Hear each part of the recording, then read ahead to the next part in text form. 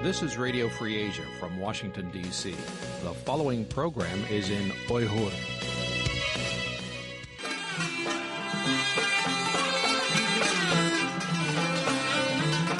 Erkin Asya Radyosu.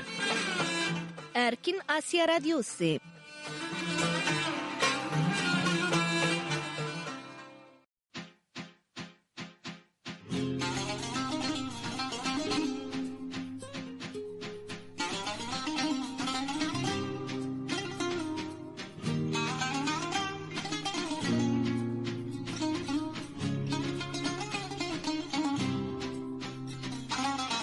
Assalamu alaykum, hörmətli radio dinləyicilər. Anlatışımızға xoş gəldiniz. Anlayatqanlar Erkin Asiya Radiosu'nun 1 saatlik Uyğurca anlatışı. Amerikanın paytaxtı Washington'dan anlatış beriyatımız. Bugün 2024-yilning 10 ayının 1 günü, seyşembe. Ben bugünkü program riyasətçisi Nur İman. Hörmətli radio dinləyicilər, bugünkü proqramımızı tövəndikidək orunlaşdırdıq. Aldı bilan xəbərlər səhifəsi diqqətinizdə boladı. Bu səhifəmizdə dünya vəziyyəti və Uyğurlarga münasibətlik ən yeni uçurlardan sizlərni xəbərdar qılımız. Andan vaqe və mülahiza səhifəmiz boyunca anlatış berimiz. Bu səhifəmizdə təfsili xəbər analizi, söhbət və məxsus proqramlar diqqətinizdə boladı. Yaxtırıb anlaşılığını ümid qılımız. Möhtərəm radio dinləyicilər, bugünkü anlatışımızın gün tərtibi boyunca aldı bilan müxbirimiz Aziz tayyorlagan gündəlik qısqa xəbərlər diqqətinizdə bolsun.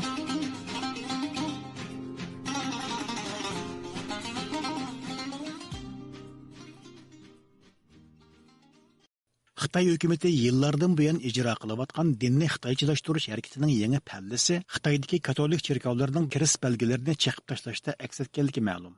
Katolik xabar agentligining 1-oktyabrdagi xabarida aytilishicha, Amerika Xalqaro diniy erkinlik komiteti e'lon qilgan 2024-yillik dokladda Xitoy hukumatining diniy muassasalarga bo'lgan mutlaq kontrollikni amalga oshirish tirishchanligi hamda hukumat tashviqotiga qarshi mazmundagi diniy e'tiqod belgilarini yo'qotish urinishlari tafsili yer olgan. Bo'libmi diniy xitoychilashtirish shiori ostida xalqaro qonun va ahdnomalarga xilof holda diniy e'tiqodni kompartiya tashviqotiga moslashtirish zo'rlik kuchi bilan ishga oshirilgan.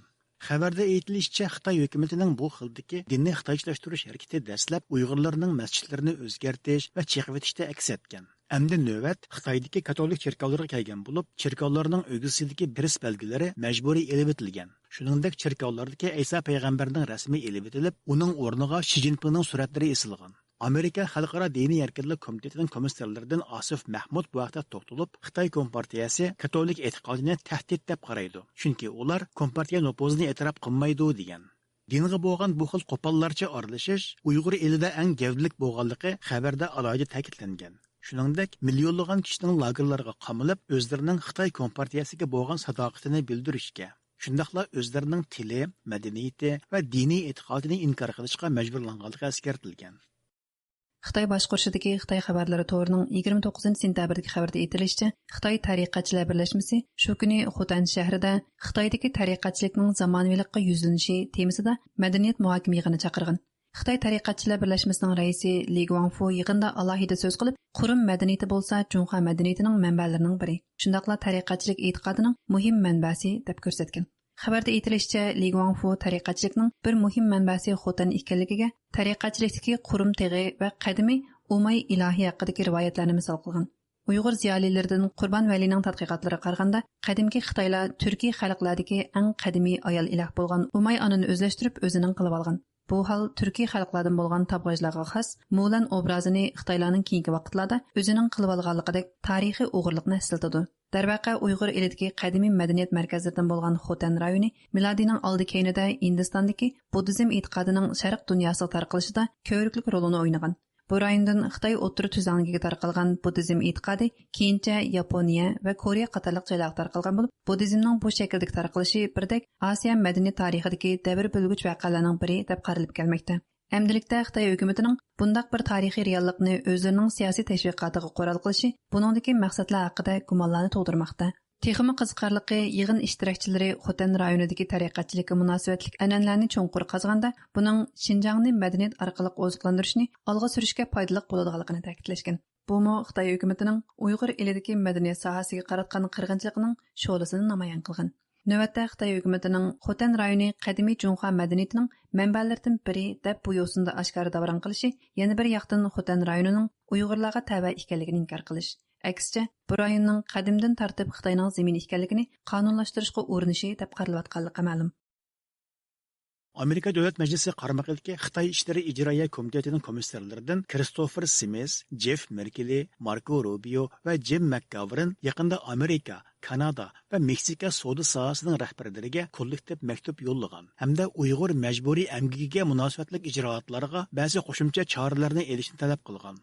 Ularning tor betida e'lon qilingan ochiq maktubda aytilishicha, Uyg'ur majburiy amgigining oldini olish qonunidagi aloqador moddalar bo'yicha bir qism tovarlar Amerika tamoyillasida to'sib qilingandan keyin ular Kanada yoki Meksikaga mangdirilgan. Ondan bu joylardan Amerika bozoriga yo'llangan. Yana ba'zilar bo'lsa bevosita holda Sharqiy Janubiy Osiyo ellaridan Amerika bozoriga eksport qilingan. Ular hozirmi Uyg'urlarning izchil turida majburiy emgak obyekti bo'layotganligini, shuningdek ularning emgaki badaliga ishlab chiqarilgan mahsulotlarning dal mushakil yo'llar orqali Kanada va Meksika bozoriga kirayotganligini eskartib, biz Uyg'ur majburiy emgakining oldini olish qonunining Kanada va Meksika uchun ulgu sifatida qaralishini, ularning mushu xildagi qonun loyihasini tuzib chiqishni umid qilamiz degan. Maktubda ular yana 3 mamlakat o'rtasidagi hamkorlikni kuchaytirish, bir davlat majburiy emgakka bog'lanishliq deb qaragan tovarni qolgan davlatlarmi o'xshashla o'z tamoyilasidan o'tkazmaslikni talab qilgan. Ma'lum bo'lishicha, bu to'rtaylan Uyg'ur majburiy emgakining oldini olish qonunini to'nishtirish va uni ijro qilish bosqichlarida eng zo'r kuch chiqargan kishilar bo'lib, o'z navbatida ularning hammasi Xitoy ishlari ijroiya komitetining raislari bo'lganlar ekan. Dunyodagi ikkinchi zo'r iqtisodiy gavda deb qaralayotgan Xitoyning yaqinqi yillardagi iqtisodiy chekinishi navbatda borgansir oshkorlanmoqda. Savdo dunyosi gazetining 1-oktyabrdagi muloyiza maqolasida ko'rsatilishicha, Xitoy Xalq Jumhuriyati qurilganligining 75 yilligini xotirlash yig'inida Xi Jinping alohida so'z qilgan. U so'zida oldimizdagi yo'l mushaqqatlik va bo'ron-chapqinlik bo'lishi mumkin. Uncha ravon bo'lmasligi mumkin degan. Ammo Xitoy hukumatining iqtisodiy yuksalishini qo'zg'atish maqsadida 284 milliard Amerika dollari qiymatida davlat zoyimi tarqatganligi, o'yimlik qarzi qisqa muddatli qarzning o'sim nisbatini tövəllətganligi qatorliq tadbirlar haqida so'z qilmagan. Obzorda deyilishicha, Xi Jinping navbatda Xitoy iqtisodining zo'r xiristlarga duch kelayotganligini tan olsa-mu, yanala bu xil xiristlarga taqobil turishdagi tibqiy siyosat islohotiga qarshi ekan. Shu sababdanmi Xi Jinpingning bu qatimqi so'zlarida tilga ilingan biz jazman xatarlik va yomg'irli kunlarga tayyorlanib qo'yishimiz lozim degan ahvol yaqin kelgusida Xitoy iqtisodining asliga kelishida cho'ng umid yo'qligining bisharati deb qaralgan. Bo'libmi Tojikiston virusi mezgilida butkul Xitoy 3 yildan ko'proq qamalga giribdor bo'lib, savdo va iqtisodiy sohasi qattiq zarbaga uchragan. Shuningdek, Xitoy iqtisodining parovozi deb qaralayotgan o'yimlik bozorining eng ig'ir kasatlashishiga sabab bo'lgan. Natijada Xitoy fuqarolarining oylik kirimi buning bevosita ta'siriga uchragan. Obzorda aytilishicha, navbatda Xitoydagi oilalar jami 18 trillion Amerika dollarlik iqtisodiy ziyonga duch kelgan bo'lib, bu o'rta hisob bilan 3 yillik bir oila uchun 60 ming Amerika dollaridan to'g'ri keladi ekan. Bu pul bo'lsa Xitoydagi o'rtacha bir shahar xizmatchisining 4 yillik maoshiga to'g'ri keladi ekan. Garchi Xitoy hukumati iqtisodni asliga keltirish yo'lida turli choralarni, jumladan iqtisodni qo'zg'atish tadbirlarini va zoyim tarqatishni o'tirg'a chiqargan bo'lsa-mu, Xitoy bilan G'arb dunyosi o'rtasidagi yiriklashishning cho'nqilishiga ergashib, chet el mablag'ining zo'r darajada Xitoydan eqib ketishimi hozir shiddat bilan ko'payishga yuzlangan. Hurmatli radio dinləyicilər, Amerikaning poytaxti Washingtondan anlatayotgan bir soatlik Uyg'urcha anglatishimiz davom qilyotdi. Endi vaqa va mulohiza sahifamiz bo'yicha anglatish beramiz. Bu sahifamizda o'z muxbirlarimiz va dunyoning har qaysi joylarida turishliq ixtiyoriy muxbirlarimiz tayyorlagan tafsiliy xabar analizi, suhbat va maxsus programmalar diqqatingizda bo'ladi. Yoqtirib anglaysizlar. 27 sentabr Xitoy arxivi to'g'rida e'lon qilingan bir maqolada aytilishicha, yaqinqi yillardan buyon Xitoy Indoneziyadagi islom tashkilotlari va masjid madrasalar orqali tashviqot elib berib, Xitoyning Uyg'ur musulmonlariga elib borgan qabih jinoyatlarini yoshirib, Indoneziya musulmonlarini Uyg'urlarni qo'llashdan voz kechirishga urinmoqda ekan. Tövəndə muxbirimiz Javlon bu haqda təfsili məlumat berdi. Yaqinqi yillardan buyon Xitoyning Indoneziya musulmonlariga ta'sir ko'rsatishga urinishlari sistemli harakatga aylangan bo'lib, ular Indoneziyadagi islom tashkilotlari va masjid madrasalar orqali Indoneziyada Xitoy tashviqotini qanot yaydirgan. Bo'libmi Xitoyning Uyg'ur musulmonlariga elib borgan qabih jinoyatlarini yoshirib, Indoneziya musulmonlarini Uyg'urlarni qo'llashdan voz kechirishga uringan. 27 sentabr Xitoy arxivi to'g'rida e'lon qilingan bir maqolada Xitoyning Indoneziyadagi madaniyat singdirmachiligi, Indoneziyadagi dongliq islom universitetlarida Kongzi institutlari qurgandan boshqa Indoneziyadagi donliq Istiqlol masjidida Xitoycha o'rganish kurslari ochganligi, Xitoy elchixonasining Indoneziyadagi islom tashkilotlari bilan birlikda ko'plagan faoliyatlarni olib borganligi, Indoneziyadan o'mak tashkillab Uyg'ur eliga avatib, Xitoyning taraqqiyotini maqtab, Xitoy hukumatining irqiy qirg'inchilik jinoyatini yo'q chiqarish tashviqoti yurgizganligi atrofli bayon qilingan. Ma'lum bo'lishicha, 280 million nufusi bo'lgan Indoneziyaning 87% aholisi musulmon bo'lib, musulmonlar eng ko'p sonliq davlat hisoblanadi ekan. 1965-yildagi siyosiy o'zgarishda hokimiyat beshiga chiqqan general Suharto Indoneziyaga kommunizm vabosining kirishini to'sish uchun Xitoy bilan munosabatni uzib o'tgan. Xitoycha maktablarni taqagan, Xitoycha gazet jurnallarni cheklagan. 2000-yillardan keyin Indoneziya bilan Xitoyning munosabati bora-bora yaxshilangan. Buning uchun Xitoy oldi bilan musulmonlar jamoatini qo'lga keltirishga alohida ahamiyat berib kelgan. Indoneziyada tunji qurilgan Kongzi instituti bir islom universitetida qurilgan. Hozir bu davlatda 9 Kongzi instituti bor bo'lib, bundan boshqa Indoneziyadagi 120 ming odam sig'adigan Istiqlol masjidida Xitoycha o'tadigan kurslar ochilgan. Bu kursning moliya manbasini hal qilish uchun Indoneziyadagi Xitoy elchixonasi aktiv harakatga o'tgan. Amerikadagi Uyg'ur tadqiqot markazining boshlig'i Abdullakim Idris apandining bildirishicha, Xitoy hukumati Uyg'urlarga irqiy qirg'inchilik olib berish bilan tanlab boshlatgan tashviqotining muhim nishonlaridan biri Indoneziya ekan. Xitoy Sharqi Turkistonda 2017-yili boshlatgan aktiv Uyg'ur irqiy qirg'inchiligi bilan parallel musulmon ellerini o'zininki ta'tir tashviqotlarininki nishoni qilib keldi. Buning tipik misollarining biri bo'lsa Indoneziya.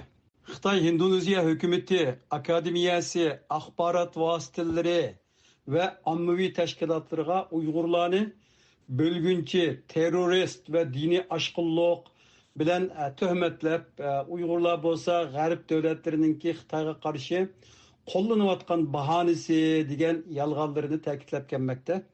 Xitoy Indoneziya universitetlarida Kongzi institutlarini qurish bilanla kifoya qilmay, haqsiz Xitoycha kurslarni ochmoqda. Biz o'tgan yili dekabr oyida Jakartadagi Kongzi instituti bor Al-Azhar Üniversitesi'de Uygurlar to'g'riliq leksiya so'zlagan edik. Xitoy bu universitetga besim ishlatib, Fujian Üniversitesi bilan hamkorlashish to'xtamnomasi tuzishga majburladi. Xitoy Indoneziyadagi universitet studentlariga o'qish puli berish orqali Xitoyga opirib o'qitib kelmoqda. Xitoy bu studentlarni Uyg'ur irqiy qirg'inchiligini inkor qilishga qo'llanib kelmoqda. Maqolada bayon qilinishicha, 2023-yil Indoneziyadagi Xitoy elchisi Lukang Indoneziyadagi Istiqlol masjidining imomi Nasriddin Umar bilan ko'rishgan bo'lib, bu imom yaqinda Xitoyni ziyorat qilgan. Uningdan boshqa Indoneziyadagi eng chong islom tashkilotlaridan biri bo'lgan Muhammadiyaning o'mak vakillari 2024-yil 6-oyda Uyg'ur elini ziyorat qilgan. Xitoyning bu o'maklarni Xitoyga taklif qilishidagi sabab Indoneziyadagi ommaviy tashkilotlar Xitoyning Uyg'ur musulmonlariga solgan zulmiga qarshi namoyish tashkillagan. 2023-yil 7-oyda Jakartadagi har qaysi universitetlarning musulmon o'quvchilari Uyg'urlarni qo'llab namoyish qilgan. 2023-yil 8-oyda Jakartadagi Xitoy elchixonasi oldida necha yuzlagan Indoneziya musulmonlari namoyish qilgan. Bu namoyishlar 2018-yili va 2019-yili olib berilgan Xitoyga qarshi namoyishlarning davomi bo'lgan.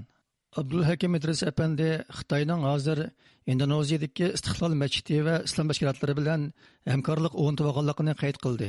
Yani biz Indoneziyadagi eng katta masjidlarning biri bo'lgan va mufti darajalik o'rinda bo'lgan Istiqlol masjidininki katta imomi Nasriddin apandim bilan bir qancha qatim suhbat olib borgan edik. Xitoy bu masjid bilan hamkorlashish o'rnatib oldi va bu masjidda hozir haqsiz Xitoycha dars beradigan ve Xitoy İslam Cemiyeti'ninki mesullarini ekilip leksiya sözlütüdüğün bir işbirliği ornattı. 90 milyondan köp azası boğan Nahdlatul Ulema, 70 milyon etrafında azası boğan Muhammediye teşkilatları ve başka teşkilatlardan ötken yıldan beri 300'den köp kişini Xitoy Şarkı Türkistan'a apırıp seyahat kıldırıp kelgen. Biz bu yıl 7. ayda Indoneziya səfirimiz jarayonida mazkur tashkilotlarninki rahbarlari bilan ko'rishib, amaliy ahvollarni ularga dedik. Biz bularning Xitoyning Uyg'urlarni yo'qitishiga, bir millatni dinsizlashtirishiga sherik bo'lmasliklarini so'rdik. Avstraliya aqlli ombirining statistikalik ma'lumotiga qaraganda 2021 yildagi ray sinashda 44% kishi Uyg'urlar masalasining Indoneziyadagi muhim masala ekanligini, 22% kishi Indoneziyaning eng muhim masalasi ekanligini bildirgan. Amerikadagi tungan analizchi Moju Apandi Xitoyning Indoneziyadagi tashviqoti haqida mundaq dedi. 中国政府在印度尼西亚雅加达的最大的国家清真寺所进行的这一系列的宣传活动呢 Xitoy hukumatining Jakartadagi eng chong davlatlik masjidda tashviqot olib berishidagi eng muhim nuqta meningcha ular musulmon davlatlardagi nurg'un kishilarning Xitoyning Uyg'ur va boshqa musulmon millatlarga yurgizayotgan irqiy qirg'inchilik jinoyatini asosan bilib bo'lganligini his qildi. Shunga Xitoy bunday faoliyatlar orqali o'zining musulmon davlatlar bilan bo'lgan do'stligi va nufuzini tashviq qilishning odatki fuqarolarga bakrak ta'sir ko'rsatganligini bayqadi. Yana kelib xalq orasida Xitoyga bo'lgan nafrat kuchaymoqda. 对于中国政府的反感程度在上升。 Halbuki Indoneziya hukumati yanıla Xitoyni qo'llagan bo'lib, 2022-yili BDT kishilik huquq kengashida o'tkazilgan Xinjiang masalasi muzokarasida Indoneziya vakillari Xitoyning Xinjiang siyosatini qo'llab ovoz bergan. Yana bir jihatdan Indoneziya Xitoyning Xinjiang siyosatini maqtaydigan xalqaro islomiy hamkorlik tashkiloti va arab davlatlari ittifoqiga butunlay agishib ketmagan. Buningga qarata Xitoy hukumati Indoneziyada davomli tashviqot olib borgan. Indoneziya Xitoy munbirining boshlig'i Yohannes mundaq degan. Xitoy diplomatik yo'llar bilan Indoneziyadagi musulmon jamoat va boshqa xalqni qo'lga keltirish orqali ularning Uyg'urlarga munosabatlik nachar kayfiyatini besiqtirishga urinmoqda. Xitoyning buningda ishlatgan taktikalaridan biri Indoneziyadagilarni Xitoyga taklif qilib, Uyg'urlarning ahvolini ko'zitish. Ondan o'zlarini oqlab, Uyg'urlarga zulm qilinmaydi degan gaplar g'arb taraqqularining yolg'onchiligi deganni quloqqa sig'dirish. Abdullakim Idris apandining bildirishicha, Xitoyga borgan indoneziyalik ulamolar Uyg'ur diniy zatlarining eg'izida Xitoyni maqtasimi, ko'zlarida Xitoydan shikoyat qilayotganligini his qilgan. Xitoy o'z jinoyatini yoshirib bo'lmagan, ammo tashviqotini yana davomlashtirgan. Biz bu yıl 7. ayda Endoneziyada faaliyet elip beriyotgan vaqtimizda 2 hafta burun Xitoyning o'rinlashtirishi bilan Sharqi Turkistonga berib kelgan bir indoneziyalik bilan so'zlashdik. O Xitoy bizni alayda kutib oldi. Esil hotellarda qoldik. Hashamatlik ustellerde gızalandık. Xitoy o'rinlashtirgan Uyg'urlar bilan ko'rishdik. Biz ko'rishgan Uyg'urlar og'zida biz yaxshi deyishdi. Ammo biz ularning qanchalik perişan, yüreklerininki parçalanıp ketkenliklerini, qanchalik azap uqubat ekanliklarini, travma ekanliklarini ularning ko'zidan ko'rdik. Biz bu yerda qattiq ig'ir bir zulmninki barligini his qilib qaytib keldik dedi. Demek Xitoyning Indoneziyada elib berayotgan haddidan ziyoda yolg'onchiliklari, ta'tir tashviqotlari aksi natijalarni aklib kelmoqda. Uyg'urlarni qo'llaydigan indoneziyaliklarni kun sari ko'paymoqda. O'tni qog'oz bilan yapqilib bo'lmagandek Xitoymi Uyg'urlarga qarshi elib berayotgan tubdan yo'qotish, Uyg'ur irqiy qirg'inchilik harakatlarini yushira olmayotgan gap. Indoneziya musulmonlari ichida Xitoyning tashviqotiga ishonmaydiganlarni xili ko'p salmoqni egallaydi ekan. Indoneziya aqlli ombir mutaxassisi Muhammad Sulfiqar Rahmat Xitoyning musulmonlar diplomatiyasi jamiyatning ma'lum sohasida muvaffaqiyat qozongan bo'lsa-mu, avom orasida to'liq muvaffaqiyat qozondi degili bo'lmaydi degan. Amerika Xalqaro diniy erkinlik komiteti bu yillik yangi dokladida Xitoyning dinni xitoychilashtirish siyosatini keskin tanqidlagan. Ular 23 sentabr kuni e'lon qilgan dokladda Xitoyning majburlash xarakterlik diniy siyosatlarining Xitoydagi diniy muhitni tubdan o'zgartirib qolmasdan, balki yana xalqaro diniy e'tiqod erkinligiga xirs paydo qilganligini o'tirg'a qo'ygan. Tövəndə müxbirimiz Şadiyaның bu vaqtda işləyən proqramısı diqqətinizdə bolsun.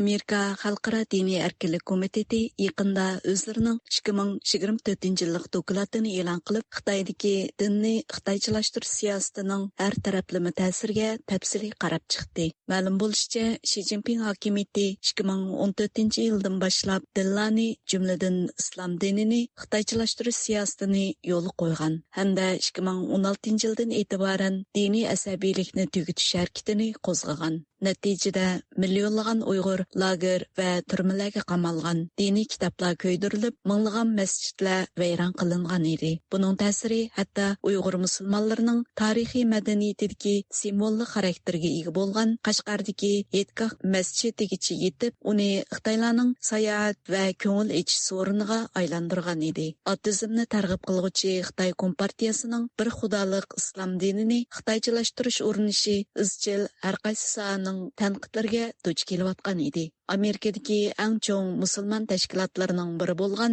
Amerika Islom munosabatlari kengashining hukumat ishlariga mas'ul direktori Robert McCaw bu vaqtdagi ziyoratimizni qabul qilganda Xitoy hukumatining dinni xitoychalashtirish nomida o'z ishg'oliyati ostidagi barliq tillarni, jumladan Uyg'ur va boshqa turkiy musulmonlarning diniy e'tiqodini kontrol qilish qilmishining qattiq ayblanishi kerakligini ta'kidladi. As it exists, the Chinese government abhors the free expression of religion.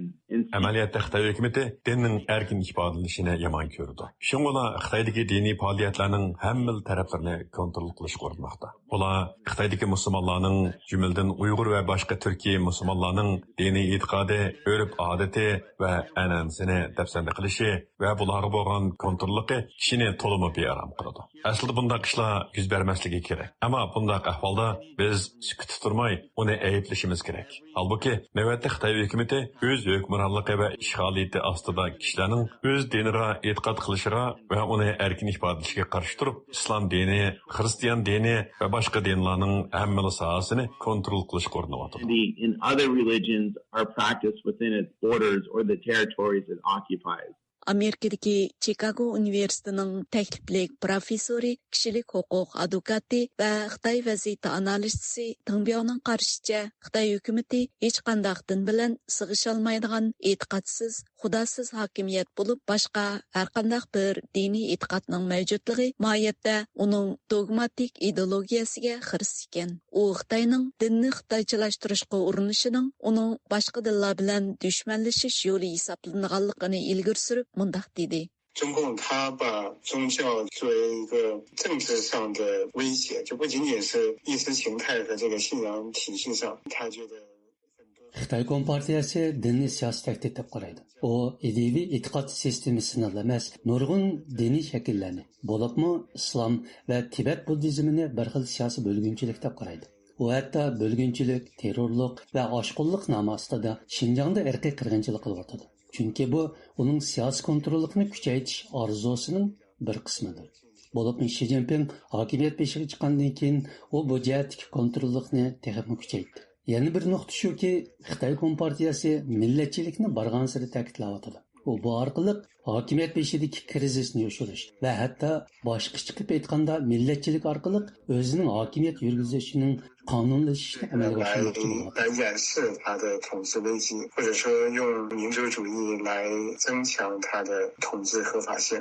Tingbyoning bildirishicha, Xitoyning dinni xitoychalashtirishni umumlashtirishi vahimalik bir qilmish bo'lib, bu uning Uyg'ur elida irqiy qirg'inchilik siyosatini davomlashtirganligidan bishorat beradigan eng tipik omil hisoblanadi. U bu vaqtda to'xtalib, Uyg'ur eli va Tibetda dinni xitoychalashtirish nomida bir qator siyosiy tadbirlarni qo'llanib, millat, din va til qatorliq kimlik alohidliklarni Xitoylar bilan o'xshash qilishga urinayotganligini, Xitoy Kompartiyasi Xitoylardan farqli bo'lgan hamma sohani o'zgartib, Xitoylar bilan o'xshash til va turmush odatiga ega qilsa, u chaqda Xitoy Kompartiyasi uchun tahdid hisoblanadigan barliq omillar yo'qolgan bo'lganligini ko'rsatdi. Mazkur dokladda Xitoyning dinni xitoychalashtirishining majburlash xarakterlik diniy siyosat ekanligi tanqidlangan. Dokladda bu haqda mundaq deyildi. Xi Jinping Xitoy Kompartiyasining oliy rahbari bo'lish sifati bilan Xitoyda majburlash xarakterlik dinni xitoychalashtirish siyosatini yo'lga qo'yib, Xitoydagi diniy muhitni tubdan o'zgartdi. Uni hukumatning diniy ishlarni boshqarishdagi yadrolik prinsipiga aylantirdi. Ular yana Xitoy Kompartiyasining siyosiy yo'nalishiga zid deb qaragan diniy e'tiqod va tushunchalarni har xil nomlarda yo'qotdi. Amerikadagi Uyg'ur tadqiqot markazining mudiri Abdullakim Idris apandining bildirishicha, Xitoyning yaqin yillardan buyon jiddiy ravishda elib berayotgan dinni xitoychalashtirish harakati mohiyatda Junxo millati o'rtaq gavdasi barpo qilishdan boshqa narsa emas. Bu vaqtdagi ziyoratimiz jarayonida u mushu nuqtani alohida sharhlab o'tdi. Oddiy qilib aytganda, dinga e'tiqod qilguvchi millatlar va shaxslarningki ruhidan diniy tushunchalarni, diniy e'tiqodlarni tozalab chiqarib, o'z xudosiga, ilohiga bo'lgan sadoqatlarini qo'mirib tashlab, uning o'rniga Xi Jinpingga e'tiqod qiladigan, kommunistik partiyasiga bo'ysunadigan, bay'at qiladigan halga keltirishdan iborat. Bu Xi Jinping ta'kidlab kelayotgan Junxo millati o'rdak gavdasi barpo qilishninki ideyaviy asosi hisoblanadi. Xitoy hokimiyatining dinni xitoychilashtirish siyosatininki oxirgi maqsadi yoki nishoni bo'lsa, dinga e'tiqod qiluvchi millatlarni diniy va milliy kimligidan uzul kesil ayirib tashlab, ularni xitoychilashtirishdan iborat. Bu Xitoyning Sharqi Turkistonni besib olgan 70 necha yildan buyon amalga oshirolmay kelayotgan siyosatlarininki biri. Uyg'ur irqiy qirg'inchiligimu dal mushu maqsadda elib berilmoqda. Amerika Xalqaro diniy erkinlik komitetining bu yillik dokladida Xitoyning diniy erkinlikka sistemalik va oshqun shaklda daxl ta'ruz qilganligi, shunga Amerika Tashqi ishlar ministrligining Xitoyga alohida diqqat qiladigan davlat qatorida muomala qilishini tavsiya qilgan. Uyghur kishilik huquq qurilishining tadqiqotchisi Henry Shejevskiy bu vaqt so'z bo'lganda o'zining dinsizligini ochiq oshkora jakarlagan Xitoy kompartiyasi uchun barliq dillar bo'libmi islom dinining Xitoyning navbatdagi siyosiy tuzumi uchun xiris ekanligini ta'kidlaydi. U bu to'g'risida mundaq dedi. And in the Uyghur case, I think that what is going on here is that Islam offers a different model of governance. Uyg'urlarga kelsak, menimcha islom dini Xitoyning ideologiyasi va hozirgi turmush usuliga o'xshamaydigan tuzilma andisi va turmush usuliga ega. Shunlashqa islom diniga e'tiqod qilish Xitoyning hozirgi tuzumiga xiris hisoblanadi. Shunga bu sababdan bu bir muhim omil, ya'ni dinni xitoychilashtirish orqali Xitoy kompartiyasi bu dinlarni kontrol qila oladi va bu orqali ular yana bu kishilarga Xitoy madaniyati yoki davlat ideologiyasiga mos keladigan nurg'un urf-odatlarni qabul qildira oladi. Yana bir muhim nuqta shuki, islom dini tabiiy yo'sinda dunyoning har qaysi joylaridagi musulmonlar bilan chegara olgan bog'lanish munosabatiga ega. Vaholanki, bu albatta Xitoy boshqarishdagi Xitoylarni o'z ichiga olmaydi. Shunga bu ma'noda aytganda, ular bu tashqi bog'lanishni kontrol qilib, islom dinidagi Uyg'urlarning ajdavob qilgan musulmonlar bilan emas, Beijing bilan bo'lgan bog'lanishiga kafolat qilish kerak deb o'ylaydi. How can you put it? The association with Islam be with Beijing rather than with Muslims across the Ummah. Bu qitimliq yangi dokladda Xitoyning dinni xitoychilashtirish siyosatining xalqaro diniy e'tiqod erkinligi, shuningdek bu vaqtdagi qonun belgilamalariga daxl ta'ruz shakllantirganligi ta'kidlangan. Robert Makkau bu vaqtda to'xtalganda Xitoyning bu xil urinishining xalqaroda islom dini uchun hech qanday tahdid paydo qila olmaydiganligini ilgari surib, mundaq dedi. Islam cannot be changed, it cannot be abridged, and there's not a Bu urinish islom dinini o'zgartirmaydi, ham uni yo'qotolmaydi. Chunki Xitoyda islom dinining alohida bir varianti yo'q. Uning ustiga har qanday davlatda Xitoy Qur'onni tekshira olmaydi yoki yo'qotolmaydi va yoki uni kommunizm siyosatiga moslashtirib olmaydi. Shunga Xitoyning islomning amal qilish usullarini o'zgartirishga urinishi xalqaro islomga tahdid edib kelolmaydi deb qarayman. Aksincha, Xitoydagi islom diniga e'tiqod qiluvchilarning huquqi va erkinligini cheklaydi. Freedom of those who seek to practice it freely in that country. Valanki Tongbyauning qarishicha, navbatda Xitoyning davlat halqigan turli parakandichilik selish usullari chet ellarda erkin yashayotgan kishilarga Xitoy kompartiyasining tahdidini his qildirmoqda ekan. 那从实际来看，比如说中共它用很多的手段，包括这个在海外。 Ameliy nuqtadan elib aytganda, Xitoy kompartiyasi chet ellarga jasus avatish, uchur yetkizguvchi va boshqa puxroch yasangan xodimlar orqali muhojirat yashayotgan diniy zotlarni iz qo'g'lash va ularga tahdid silish, hatto jismoniy jihatdan hujum qilish va shundoqla parakandichilik silish qatorliq nurg'un usullarni qo'llanmoqda. Bu ahvol borgan sari eg'irlashyotadi. Demak, muhojiratdagi kishilar chet ellardagi erkin va qonun bilan idora qilinadigan muhitda yashagan taqdirdami, ular yanada Xitoy kompartiyasining tahdidiga uchrab, yanada erkin fikr bayon qilish va dinga erkin e'tiqod qilish huquqidan mahrum qilinmoqda. 仍然没有办法进行自由的表达、自由的信仰。Darvaqa Amerika Xalqaro Diniy Erkinlik Komitetining bu yillik yangi dokladida Xitoyning Amerikadagi yuqori texnik şirkatlarining texnikalaridan o'zlashtirgan chiroy tunish va boshqa yuqori iqtidorli ta'qib sistemasidan unumli foydalanib Xitoy fuqarolarining diniy e'tiqod erkinligiga daxl taruz qilganligi, hatto davlat talqigan bostirish bilan shug'ullanib, Amerikani o'z ichiga olgan erkin dunyodagi kishilarning e'tiqod muhitiga yomon ta'sir paydo qilganligi eskartilgan. Programmani Shadiya tayyorladi. Diqqat berganingizga rahmat. Anlayotganınız Uyghur tilidagi erkin axborot munbiri Erkin Asiya radiosi.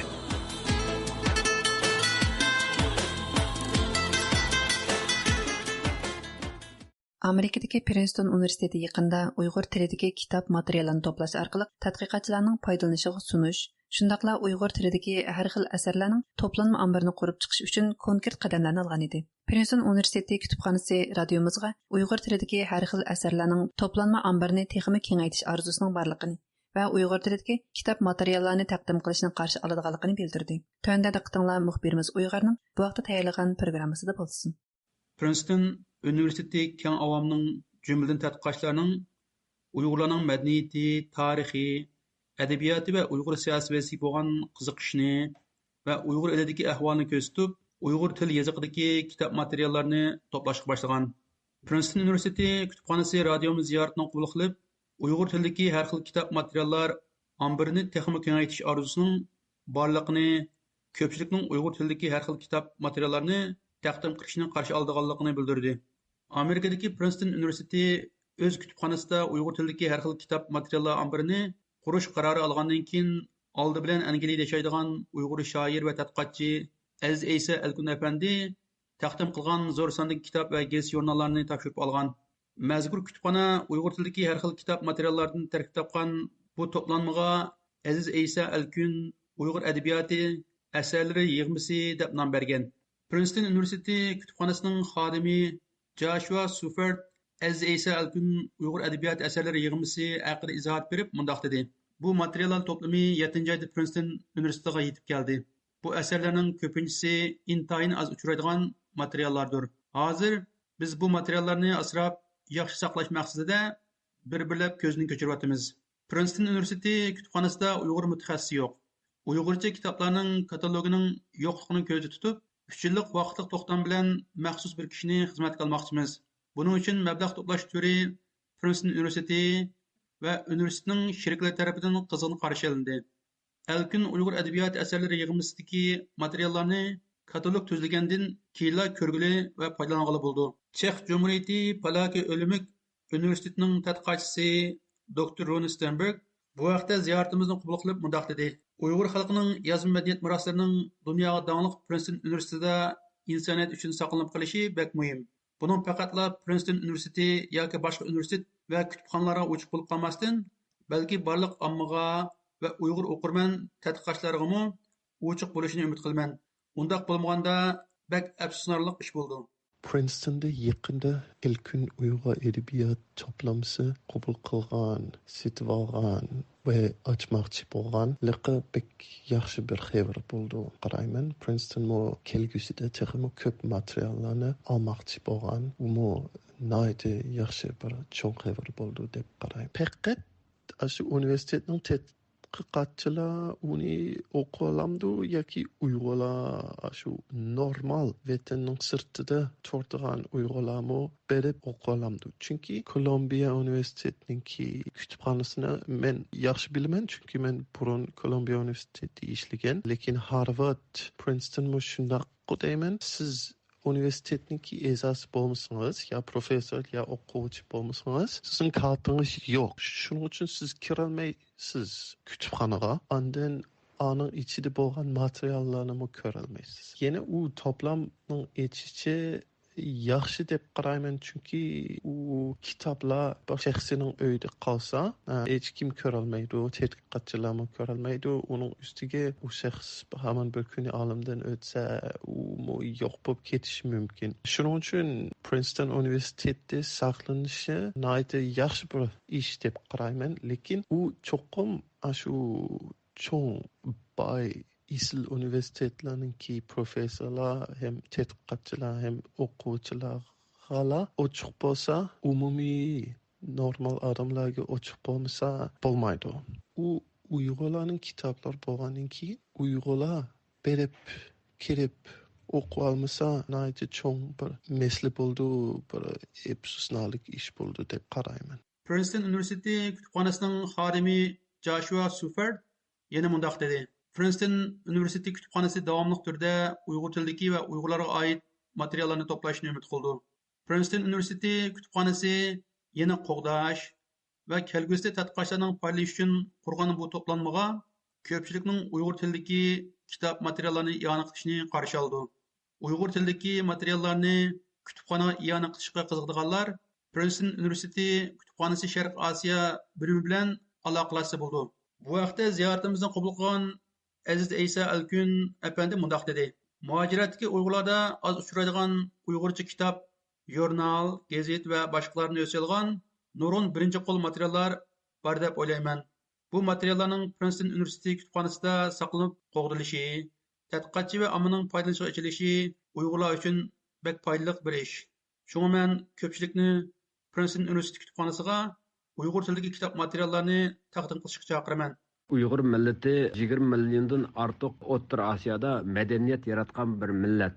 Mayli O'rta Osiyo bo'lsin, vatanimiz Sharq Turkistonda, Uyg'uristonda bo'lsin, bizning shu o'tganki 100 yil mobaynida nurg'un kitoblar vatanda va muhojiratda nurg'un kitoblar nashr qilingan, yozilgan. Bizning muhojirlar toplumimizmi nayt keng doirada O'rta Osiyo, Turkiya va O'rta Sharq degandek 2 million yaqin xalqimiz yashaydi.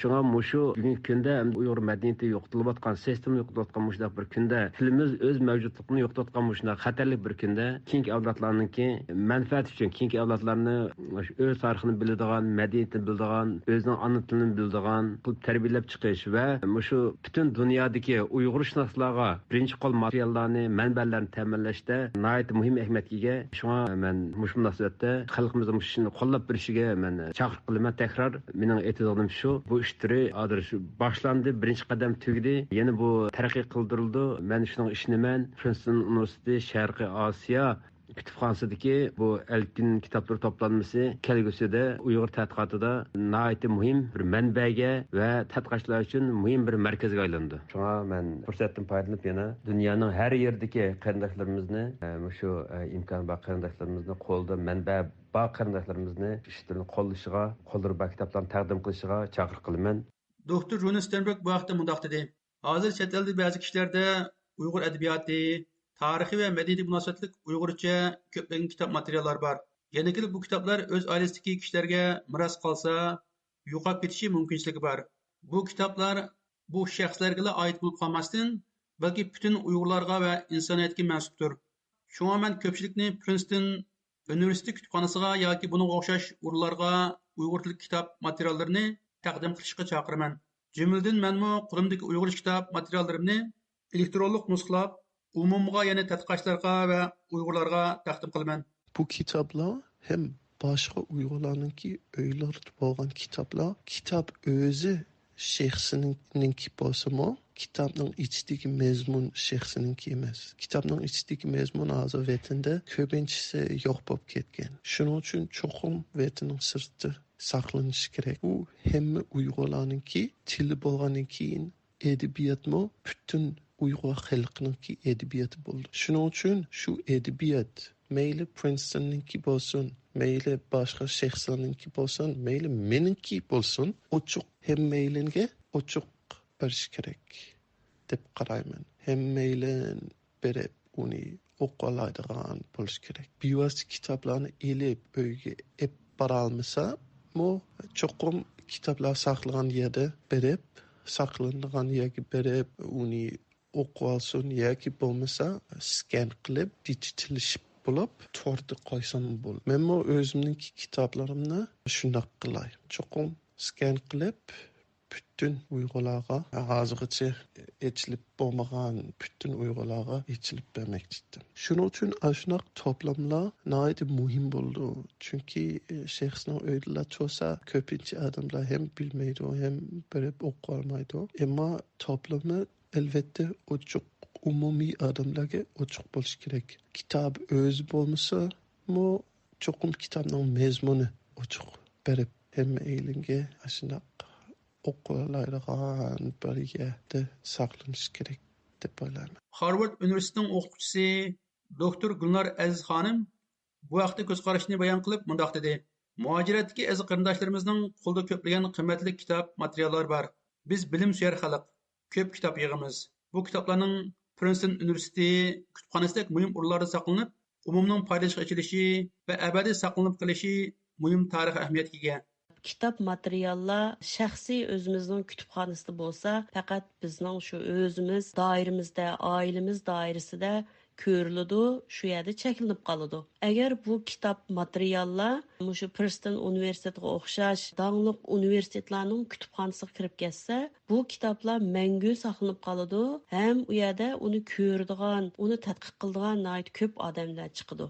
Məsələn, mən hazır işləvatqan Harvard Universitetində Uyğur til ədebiyyatına, madaniyatiga, tarixiga oid nurg'un kitob, material, jurnallar bor, ya'ni burun akilingan. Yaqinqi vaqtlarda biz xeyli urinib baqqan bo'lsakmi, hatto shu Beyjinglargacha kitob oldirdigan Harvard Universitetining kutubxona xodimlari aloqa qilgan bo'lsa-mu, Uyg'ur yoziqida yozilgan kitoblarni qat'iy sirtqa yo'llayolmaymiz degashga yaqinda kitoblarni oldirolmadik bir qancha yildan buyon. Endi hozir vatanda kitob cheklangan. Bizning kitob materiallarimiz jiddiy holda yig'ilingan mushundaq ahvol ichida, mushu vatan sirtida, o'z qo'llarida, o'zining shaxsiy kutubxonalarida cho'qim kitob material saqlagan qarindoshlarimiz nihoyat ko'p. Albatta, men buning 100% ishonaman. Chet eldagi, ya'ni diasporada yashayotgan qarindoshlarimizning uyida cho'qim yaxshi, qimmatli Uyg'urcha yozilgan kitob materiallar bor deb o'ylayman. Endi buni mushundaq yaxshi cho'ng kutubxonalarga taqdim qilish, ularningki kitoblari katalogi ichiga kirgizib o'tish, bu bir tarixiy ahamiyatga ega bir ish. Hamda bu qadamni shu yaqinda bizga mana Londondan Aziz Aysa Alkun apandim bu birinchi qadamni boshlab berdi. Muşunun masalda yana nurg'un qarindoshlarimizning qo'lda bor kitob materiallarini mushundaq universitet kutubxonalariga yoki mushu maxsus mushu Princeton Universitetining mushu kutubxonasiga i'ona qilishini chin ko'nglimdan umid qilaman va talab qilaman desam bo'ladi. Qadrli radio anglag'uchilar, bu programmani Washingtondan Uyg'ur tayyorladi. 1949 yılı Xitay Xalq Azadlıq Armiyası Uyğur eliga besib kirgandan keyin Xitay Kompartiyasi asta-asta qalduq armiyalarni birlashtirib, Xinjiang ishlab chiqarish qurilish bingtanini qurib chiqqan. Shuningdan beri Xitay hukumatı o'zining Uyğur elidagi mavjudligini to'liq kapolatga ega qilish uchun Xitay o'lkalaridan zo'r ko'lamda nopos yetkazgan va Uyg'urlar ustidagi qonliq qirg'inchiliklar Xitay noposining eshigiga agishib, texmi avjiga chiqqan. Tönde obzorchimiz Asiya Uyg'urning kommunist Xitay hokimiyatining 75 yillik munosabati bilan yozgan Uyg'ur qismatlaridan kommunist Xitoyning saxtapazligiga to'lgan 75 yilga baho nomli obzori diqqatinglarda bo'ladi. Askartish. Bu obzordagi qarashlar avtorning o'ziga tava bo'lib, radiomizga vakillik qilmaydi. Uyg'ur qismatlaridan kommunist Xitoyning saxtapazligiga to'lgan 75 yilga baho. 1949 yili 1 oktyabr kuni Xitoy Kompartiyasining birinchi avlod rahbari Mao Zedong Xitoy Xalq Cumhuriyati qurilganligini jakarlagandan tortib, bugungacha kommunist Xitoyning hokimiyat tarixiga naq 75 yil bo'ldi. Mao Zedong 1945-yili Xitoy Kompartiyasining 7-qurultayida Amerika prezidenti Linkolnning tashabbusidek xalqning davlati, xalqning boshqarishi va xalqning manfaatiga vakillik qiladigan demokratik, gullangan va kuchli Xitoy qurib chiqamiz degan. Uning so'zlari qarmoqqa Dunyo kishilik huquq kitobnomasidagi qarashlar bilan farqsizda ko'rindi. Hatto Xitoy Kompartiyasining vakili Dong Biwuning 1948-yili Birlashgan Davlatlar Tashkiloti umumiy yig'iniga Kuomintang vakillari bilan birlikda qatnashib, Dunyo kishilik huquq kitobnomasiga imzo qo'yishimi bu qarashni tasdiqlaydi. Ammo Xitoy Xalq Cumhuriyati qurilishidan tortib bugungacha besib o'tgan izlariga qaraydigan bo'lsak, ularning hokimiyat tarixining BDT va xalqaro qonunlarni dafsanda qilishdan erkiy qirg'inchilikchi bo'lgan insoniyatga qarshi jinoyatlar bilan liq to'lganligini ko'ramiz. Darvaqa, xalqaro jamiyatmi yillardan buyon Mao Zedong aytgandek demokratik va erkin bir Xitoy davlatining borliq kelishini kutgan edi. Halbuki, bugungi Xitoy BDT bilan barliqqa kelgan yangi dunyo kun tartibida kuchlanib, yana bu kun tartibni butunlay buzib tashlashni nishon qilgan bir davlat sifatida xalqaro sahnada namoyon bo'lmoqda. Kishilar Xitoyning bu holatini xilma-xil qarashlar bilan ta'birlashdi. Lekin bir narsa aniqki, Xitoyning osh berganga mush beradigan tabiati amaliyotda Xitoyning butkul hokimiyat qurilmasiga singib ketgan bo'lib, Uyg'urlarning Xitoy mustamlikasi ostidagi 75 yillik qismatlari bilan allaqachon isbotlanib bo'lgan edi. 1949 yili yolg'on va'dalar bilan Uyg'ur eliga besib kirgan kommunist Xitoy 1950 yillarning boshlarida Xitoy Xalq ozodlik armiyasining Uyg'ur eliga besib kirgan qismlari bilan Gomindangning Uyg'ur elida kommunistlarga al bo'lgan 100 ming kishilik qoldiq armiyasini birlashtirib, Şinjan ishlab chiqarish qurilish bentuanini qurib chiqdi. Shuningdan beri Xitoy hukumatı o'zining Uyg'ur elidagi mavjudligini to'liq kapolatga ega qilish uchun Xitoy o'lkalaridan zo'r ko'lamda nopos yo'tkashga boshladi. Ishlar nopos yo'tkash bilanla tugmadi albatta. Aksicha, Uyg'urlar ustidagi qonli qirg'inchiliklar Xitoy noposining eshishiga mos holda texmo avjiga chiqdi.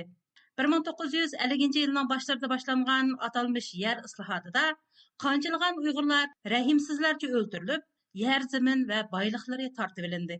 1957 yildagi o'ngchilarga qarshi turish va yerlik millatchilikka qarshi turish harakatida minglagan Uyg'ur sarxonlari ziyonkashlikka uchirdi.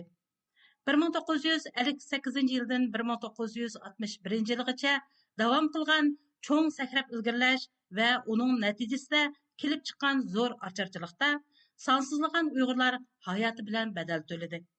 1966 yilidan 1976 yilgacha davom qilgan 10 yillik madaniyat inqilobida Uyg'urlarning tarixi va madaniyat meroslari umumyuzlik vayron qilinib qolmay, balki yana sonsizlagan san'atkorlar, adiblar va boshqa millat sarxillari vahshiyona qirg'inchilik uchirdi. Texmo echinishlig'i shuki, Xitoy 1978 yili atalmish islohot chaqiriqini e'lon qilganda, Uyg'urlar bu islohot elib kelgan fursatlardan nomussizlarcha yiroq qoldirildi. Uyg'urlarning Xitoydagi islohotdan ayirib etilishining sababi hargizmo Deng Xiaoping aytgandek bir qism sharoiti yor bergan joylarning oldin taraqqiy qilishiga yo'l qo'yish uchun emas edi. Aksicha, Uyg'urlarning o'zining insonlik haqlarini qo'g'dash yo'lidagi jasorati va bu yo'ldagi tinimsiz kurashlari Xitoy uchun eng cho'ng tahdid hisoblangan edi. Bo'libmi, ikki qatimliq Uyg'ur o'quvchilar harakatining turtkisida o'tirg'i chiqqan 1989 yildagi Beijing Tiananmen o'quvchilar harakati va bu harakatdimi Uyg'urlarning yetakchilik o'rnida bo'lishi Xitoyni alohida qilgan edi. Agar ishlar mushundaq taraqqiy qilsa, Uyg'urlarning ta'siri butkul Xitoyda cho'ng bir siyosiy o'zgarish paydo qilishga, hatto navbati kelsa Xitoy kompartiyasini halokat girdobiga elib berishi mumkin edi. Mana mushundaq paytda Xitoy kompartiyasining ikkinchi avlod rahbari Deng Xiaopingning dangliq Janub safari va bu safar jarayonidagi mashhur nutqi o'tirg'i chiqdi. Deng Xiaopingning 1992 yildagi mashhur Janub safari Xitoyning keyingi taraqqiyot yo'nalishini belgilab bergan bir safar deb qaralgan edi. Darvaqa, bu safarning Xitoyning kelgusi yo'nalishini belgilashi boshqa sababdan emas, balki uning g'arb demokratiyasini qabul qilib, siyosiy islohot ilib boradigan yoki bormaydiganligini belgilaganlikdan bo'lgan edi.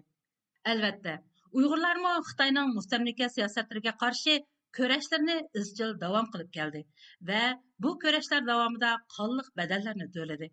Tarixga qarasak, 1950 yili 7-oyda Elida yuz bergan Milliy armiya kapitani Rahmanov boshlig'idagi qo'zg'olon 1951 yildan 1968 yilgacha oraliqda yuz bergan G'ulja 9 taradagi Malik Hoji boshlig'idagi qo'zg'olon, Xotandagi Ablamid Damulla boshlig'idagi qo'zg'olon, Yangisardagi Jalil Hoji boshlig'idagi qo'zg'olon. 1958 yili Qumulning Qoray yezisida yuz bergan Ali Qurbon boshlig'idagi Qurolli qo'zg'olon. 1962 yili Elida yuz bergan 29 may qonliq voqeasi. 1968 yili Sharq Turkiston Xalq inqilobi partiyasi yetakchiligidagi qo'zg'olon. 1980 yillardan keyin yuz bergan Aqsu qo'zg'oloni Qarg'iliq qo'zg'oloni, Qashqarda yuz bergan 30 oktyabr vaqasi, Xotanda yuz bergan 7 iyul vaqasi, 1985 va 1988 yili yuz bergan ikki qatimliq Uyg'ur o'quvchilar harakati, 1990 yili Aqto'da yuz bergan Barin inqilobi, 1997 yili G'uljida yuz bergan 5 fevral qirg'inchiligi, 2009 yildagi Shaugan qirg'inchiligi, 5 iyul Urumchi qirg'inchiligi, 2014 yildagi 28 iyul Yakan qirg'inchiligi qatorliqlarning hammasi buning misolidir. Halbuki Xitoy o'zining 1949 yildan buyangi barliq tashqi tashviqotlarda Uyg'urlarning milliy qarshilik harakatlarining xarakterini bu milliy yoki diniy masala emas, balki intayin osmondagi Sharqiy Turkiston bo'lginchi kuchlarining bo'lginchilik, terrorlik va oshqunlik harakati. Ular Shinjongdagi har millat xalqiga vakillik qila olmaydi deb burmilab tashviq qilib keldi. Chunki bu masalaning xarakteri milliy masala deyilganda Uyg'urlarga zo'rlab ortilgan Sharqiy Turkistonchi, bo'lginchi, terrorchi oshqun tuhmatlarning yolg'onligi o'tirg'i chiqatida Uyg'ur masalasi birdilla xalqarалық masalaga aylanish ehtimolligi ko'riladi. Demak, kommunist Xitoy dastlabki vaqtlardan buyon Uyg'urlarning demokratiya va hurlik orzularini tunjuqtirib etish uchun ularning tashqi dunyo bilan bo'lgan aloqasini butunlay uzib tashlagan edi. Mao Zedong o'lib 10 yillik madaniyat inqilobi oxirlashgandan keyinmi Uyg'urlarning dunyo bilan bo'lgan aloqasi qulaylashgani yo'q. Xitoy Kompartiyasi garchi Mao Zedongning siyosatlarini qisman tanqidlagan bo'lsa-mu, ammo Deng Xiaoping 1979 yili islohotda 4 asosiy prinsipda ching turishni o'tirg'a qo'ydi.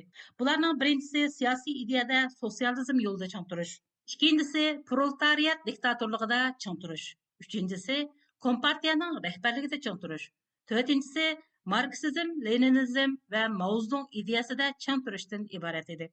Yani Xitoy Mao Zedongni inkar qilmagan ve onun yolunu davam qilaverdiganligini qaror qilgan edi.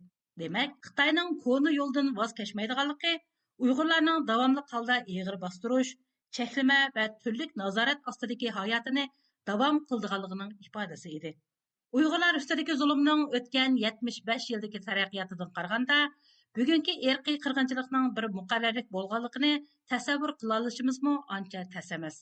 Ya'ni, g'arb demokratik qimmat qarashlarini o'z mavjudligi uchun tahdid hisoblaydigan Xitoy uchun aytganda, hurlik uchun kurashdan voz kechmaydigan Uyg'urlarni yo'qotishmi, dal o'z mavjudligini kafolatga ega qilish uchun ekanligi aniq. Xitoy hatto Uyg'urlar ustidagi irqiy qirg'inchilik jinoyatlarini yoshirish uchun Ikkinchi dunyo urushidan keyin shakllangan yangi dunyo kun tartibini buzib tashlashga urinishdek g'aljinlik darajasiga yetdi. Ammo bu urinishlarning hamon mag'lub bo'lganligi aniq. Chunki kishilik haq-huquqlar va milliy hurlik uchun elib berilgan kurashlarning hammasi insoniyatning taraqqiyoti ham adolatini olg'a suradigan harakatlardir. Insonlarning yakka holdagi erkinliklari bo'g'ilgan, fikr va ideyalari qattiq ta'qiblashga uchraydigan, har kim dakki-dukkida nafas ilishdanmi andisha qiladigan Xitoycha dunyo kun tartibini insoniyat olimining hargiz qabul qilmaydiganligi aniq. Mayli Xitoy o'z niyatini qanday shaklda niqob qilsin va yoki sotsializmning Xitoycha alaydiga ega bo'lgan yangi bir yo'lini barpo qilganligini davron solsin, bularning hammasi behuda urinishdir. Chunki bugungacha dunyoda Marksizm, Leninizm, Mao Zedong yo'lida mangan hech bir davlat g'arb dunyosida kuchlangan, xalqlari hur dunyoning puhranlaridagi bayoshat va erkin hayotga erishgan emas. Texmo aniq qilib aytganda, Deng Xiaoping 1978 yili atalmış islohot va ishni sirtqa echib etish siyosatini yurgizganligini e'lon qilganda, Xitoyning bundan keyingi yo'li so'qqan chotni oshkormaslik yoki o'zini ojiz ko'rsatib boshqalarni g'aflatda qoldirish bo'ladi deb yo'l yo'riq bergan. Bu so'zning ma'nosi bundan keyingi xalqaro diplomatiyada asli maqsad va nishonlarni xalqarodan sir tutish, qo'rsaqda so'qqan chotlarni oshkorlamaslik, ishlarni yangichada bir taraf qilish, o'zini vaqtincha ojiz ko'rsatib turib, vaqt jihatdan uftish, shundaqla kuchlilarning ko'zini g'alat qilish deganlik bo'ladi. Darvaqa Xitoy hargizmi o'zi aytgandek sotsializmning Xitoycha alaydiga ega yangi yo'lni topganligidan kuchlangan emas. Aksicha, xalqaroning ko'zini bo'yab, g'arb yaratgan yangi dunyo kun tartibi va texnika taraqqiyotlarining mevalaridan apchillik bilan foydalanganligi, ya'ni tayyorga hayyor bo'lganligidan kuchlangan edi. Darvaqa, Kommunist Xitayning 75 yillik hokimiyat tarixi saxtapazlikka tayanib mavjudligini davom qila olgan va boshqalarning issiq jo'sida terlagan nomussizlik tarixidir. Xitoy garchi o'zining xalqaroga so'zilgan saxtapazligidan zo'r manfaat olgan bo'lsa-mu, lekin bu rasvochiliklarning oshkorlanishi Xitoyning xalqarodagi obrazini tarixdan buyongi eng o'sal ahvolga tushirib qo'yganligi hamda Xitoy iqtisodini krizisga patirayotganligi bir haqiqat. Texmi muhimi, Xitoy dunyoga tashviq qilayotgan Xitoycha dunyo kun tartibining amaliyotda George Orwellning 1984 romanidek mustabid bir dunyo barpo qilish bo'lganligi kishilarning Xitoy haqidagi andishlarini kun sari yuqori ko'tarmoqda. Bugun kommunist Xitoy o'zining 75 yillik hokimiyat mavjudligi bilan sobiq Sovetlar ittifoqidan farqli ekanligini tantana qilayotgandek ko'rinsimi, ammo uning oqibatining sobiq Sovetlar ittifoqidanmi battar bo'lganligi faqat vaqt masalasi xolos. Chunki insoniyat jamiyati barpo bo'lgandan tortib bugungacha davom qilayotgan har qanday kurashlar insonlarning haq-huquqlari uchun bo'lib, mustabidlikka tayangan har qanday hokimiyat ya undaq ya bundaq shaklda hamon barbod bo'lgan. Shunisi aniqki, Uyg'urlarning qon yoshlik qismatlari oxirlashib, erkinlik quyoshi istiqbol ufqida parlaydigan kunlar hamon keladi. Ularning tiz bitmas irodasi va kurash to'lqinlari yaqin kelgusida Xitoyning yer shariga sunayotgan razil modeliga qarshi xalqaro kurash iqim bilan giralashib, demokratiya, erkinlik va insoniy haq-huquqlar kafolatga ega qilingan yangi dunyo tartibining ufqini ochadi.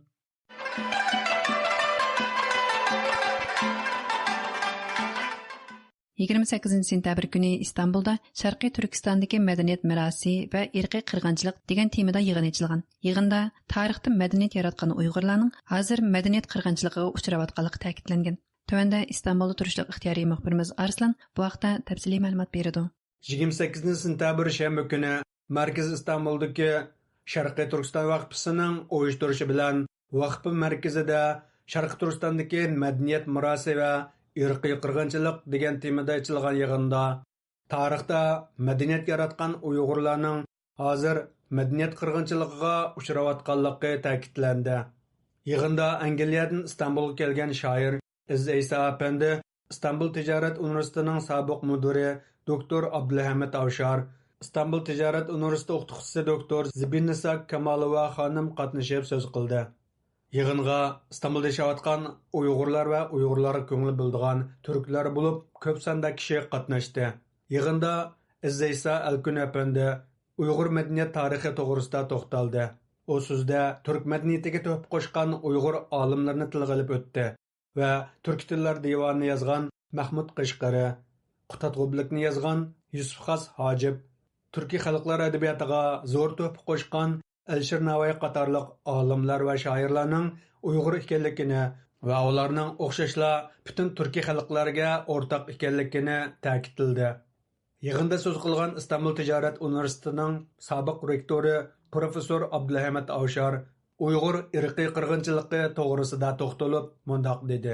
49 yılında Doğu Türkistan'ı işgal eden Çin 1949 yılı Sharqiy Turkistonni ishg'ol qilgan Xitoy atalmış sosyalistik ideologiyaga ega bo'lsa-mu, lekin u shovinistlik va fashistlik ideya bilan intayin qabih shaklda Sharqiy Turkistonda sistemlik holda jismoniy va ma'naviy jihatda qirg'inchilik olib bordi. Buni ilgari tadrijiy olib borgan bo'lsa, 2016 va 2017 yildan boshlab jazo lagerlarini qurib, cho'ng tutqun qilish bilan millionlagan insonlarni jazo lagerlariga qamab, zehni jihatdan, jismoniy va ruhiy jihatdan ig'ir bir iskanja siyosati yurgizib keldi. Shu bir haqiqatki, Xitoy bizlarni Sharqiy Turkistondan butunlay yo'qotib o'tish uchun sistemlik holda ham jismoniy ham madaniyat jihatda assimilyatsiya siyosatini chekidan oshirib yurgizayotdi. Yig'inda so'z qilgan İstanbul Tijorat universiteti o'qituvchisi doktor Zibinisa Kamalova xonim so'zni o'zbek shoiri Cho'lponning Güzel Türkistan sana nim bo'ldi degan she'rini deklamatsiya qilish bilan boshladi. Güzel Türkistan sengenli bo'ldi, sahar chog'ida gullaring soldi. Chamanlar barbod, qushlar ham faryod, hammasi mahzun bo'lmasmidi shon. U mundoq dedi.